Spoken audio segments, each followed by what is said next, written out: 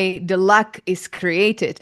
It's about searching around you what you can do that these people that you are looking for can come to you, and that you give them the right signal to actually attract these opportunities that you are worth it. Welcome to Unstoppable Podcast with Harry Sardinas, inspiring conversations with influential millionaires, investors, thought leaders, entrepreneurs who are making a massive difference with their innovative products and services, and sharing the challenges and wisdom of how they sold their first million.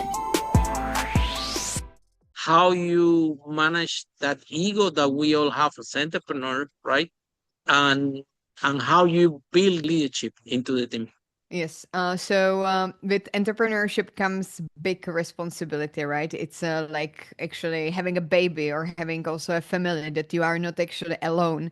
You have the team, you have also the clients to take care of. And I have to say that entrepreneurship taught me a lot also about myself. So about like how to deal properly with certain situations, and to remind myself that I don't want to treat, for example, people like the way like usually like when people arrive in entrepreneurship, they don't have necessary skills like HR, how to actually deal with people who you, for example, want to fire, or how to actually deal with people that you want to motivate on the other hand. And many times this is learned across the years. And I wanted to always take my experience from the past, especially when I was sitting that 6 months alone in that apartment. And I was sending 300 applications for the job per day, and the companies even didn't reply me a rejection letter, which was for me very disrespectful, because, for example, I actually took a lot of time to, for example, write a motivation letter, to adjust the CV, and then when you are actually unemployed and you don't have a lots of money, this time it's very pivotal in finding the right place for you. So I always took the lessons from when I was sitting at that apartment, that actually I am dealing with human beings, and I am still very entrepreneurship and success oriented. That I really believe that people should be hired fast, but even faster fired if they are not the suit for your company, and you actually realize it.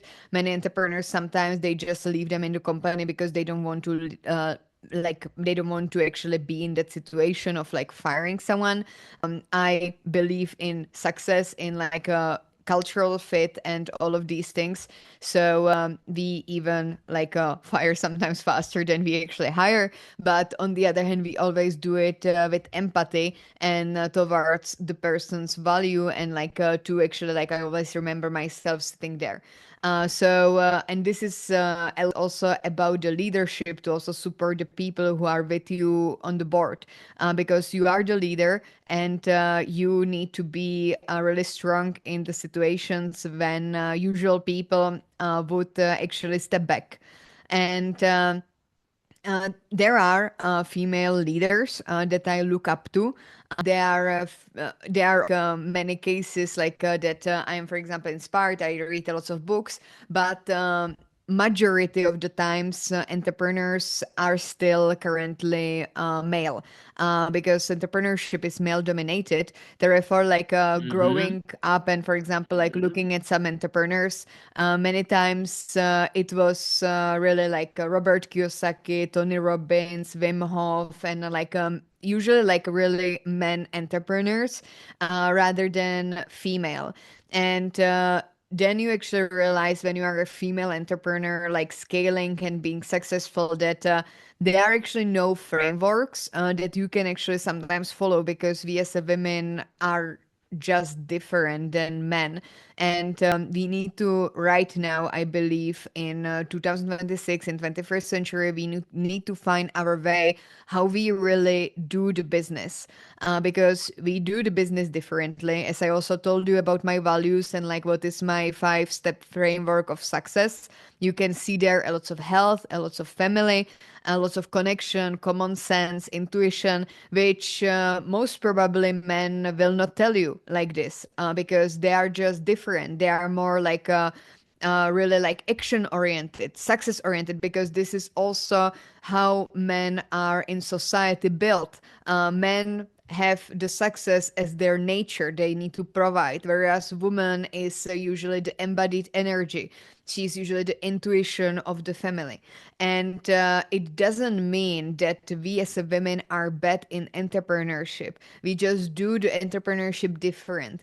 And I love to believe also in the fact that if we have more women entrepreneurs who actually learn how to do entrepreneurship without burning and without actually like completely devastating their nervous system, that the world would be also a better place. Because imagine that you give $1 million to a man and $1 million to a woman with similar capabilities, with similar skills.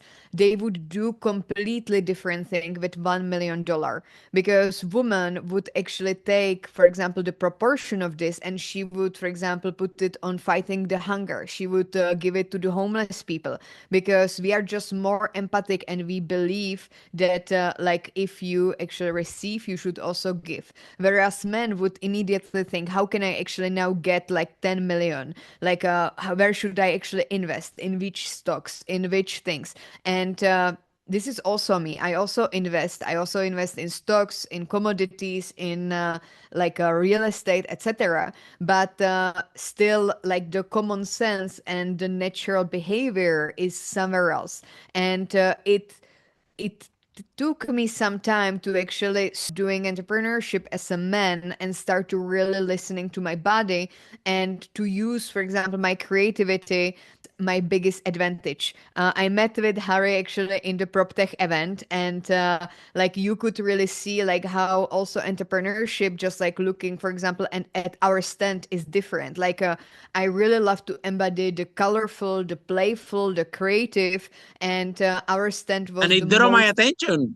yes, and And to draw my attention, you have to be really good. and it's It it's was just spectacular, actually. yeah, Yeah. because like most of the stands that you Mm. could see I there was were in like property is also male dominated. Follow us for more interviews with world's most influential, audacious entrepreneurs that overcame challenges and adversity, providing you with the blueprint of how they sold their first million so you can grow your business exponentially.